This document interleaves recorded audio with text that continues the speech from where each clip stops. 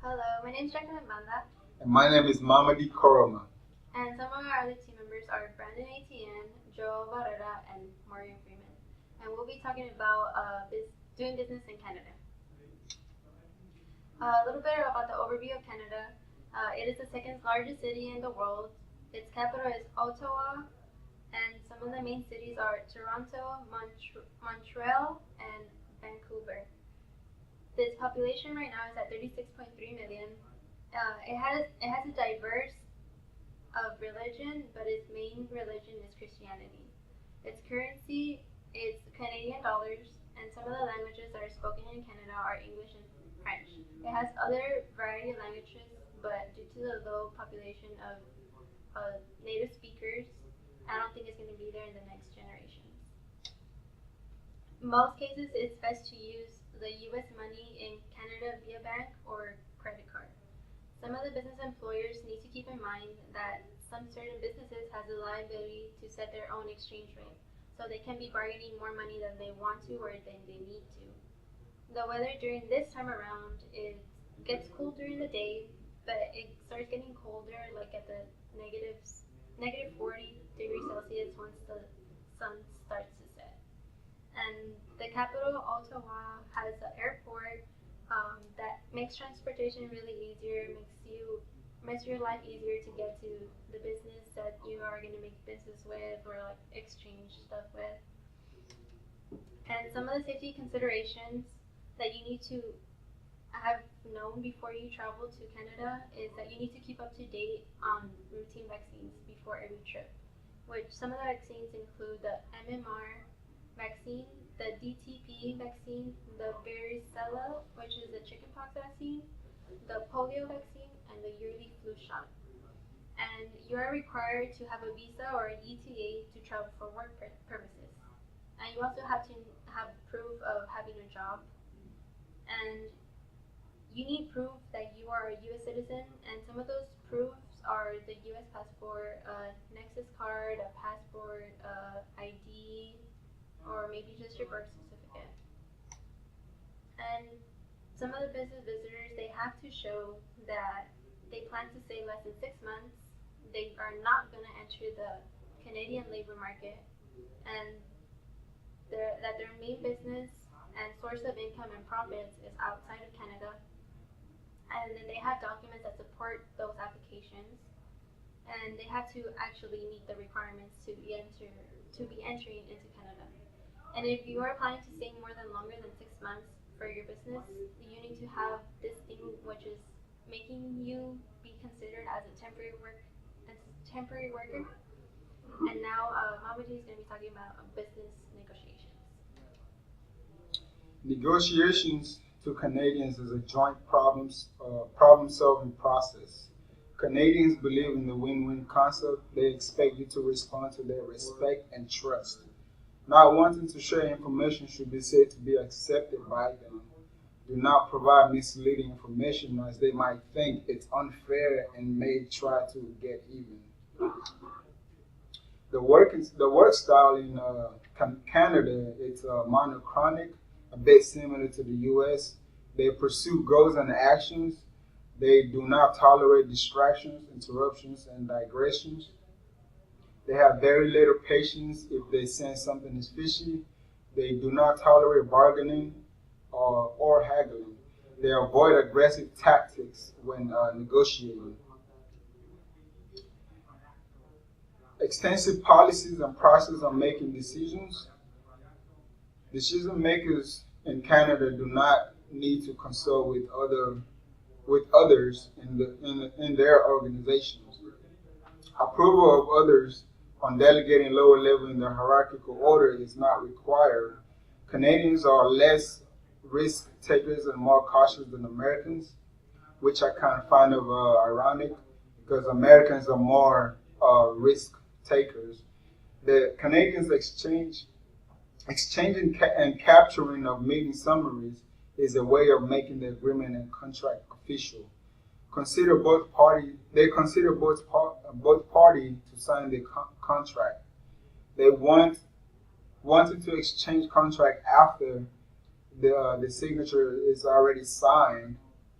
it's a bad fate, and it makes with strong resistance. And now Brandon will be talking about meeting etiquette. Hi, my name is Brandon Etienne, and today I'll be talking about the business etiquette in Canada. What is the proper way to greet in Canada? The proper way to greet in Canada is mostly done by handshake. In Canada, they tend to judge off your handshake, and they are looking for a firm handshake. A firm handshake shows that you are about business, you are ready to work, and that it's a good sign. Canadian etiquette. Now you have business etiquette and you have Canadian etiquette. Canadian etiquette is for mostly all Canadians in Canada. They are mostly polite, informal, and tolerant.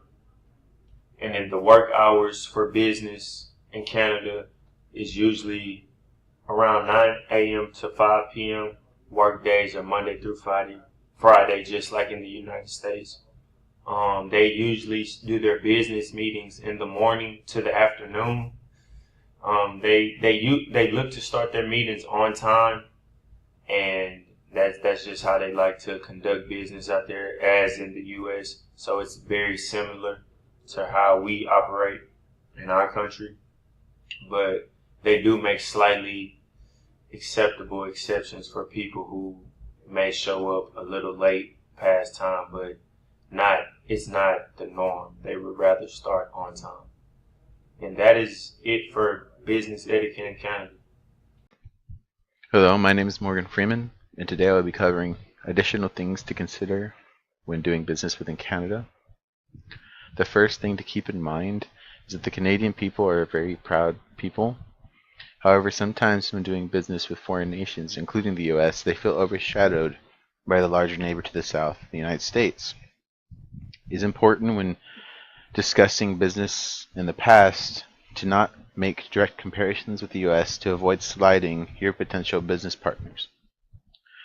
It is also important to remember, if you're invited into a private home for dinner or a business meeting, a small gift for the host is appreciated and shows that you are thankful to be allowed within their home.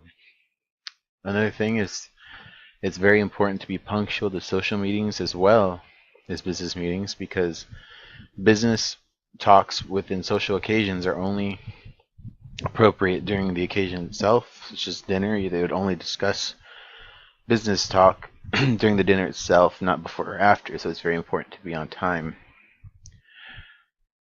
When talking about gifts given to business associates, it's important that gifts are only exchanged before or after negotiations, so your intentions are clear, that it's not a bribe, but only a small gift for the individual. It's also very polite to provide copies of any written materials used during meetings, such as reports or business cards in both French and English, to show consideration to any primary French speakers in the room. Another thing to consider is the French are very proud of their regional foods, such as poutine, and their restaurant chains, such as Tim Hortons. So it should be considered polite to be willing to try these things, and impolite if you refuse or talk down about these things. This is, of course, very important because politeness is judged and valued very highly by the Canadian people. My name is Joel Barrera. I'll be going over the phrases and cautions you should take when speaking in Canada. So when a Canadian reaches to his wallet and says, "I'm pulling out a loonie," don't think of a crazy person. Like, that's a slang for $1 there in Canada. And so is a toonie. That's for a $2 coin. If they're asking you for a coin. When someone says putin, don't think of puddin like they're asking you if you want puddin. They're actually talking about a really delicious meal that they're offering. It's fries, gravy, and lots of cheese. So one way to tell the Americans from the Canadians is the use of the word eh. Instead of using huh, you know, or if you want someone to repeat something, if you ask a question and they say eh, that's the same thing as us saying huh, basically wanting them to repeat it. when there, do not raise your don't show the peace sign. It brings big offense to them there in Canada. So the geographics, um, it's very, very cold there. I suggest packing a snow jacket just in case if it does snow, and also a heavy jacket. Even in the summer, the weather will be at the highest of 77. It's again, don't just go with short t-shirts. So yes, thank you so much for listening to me.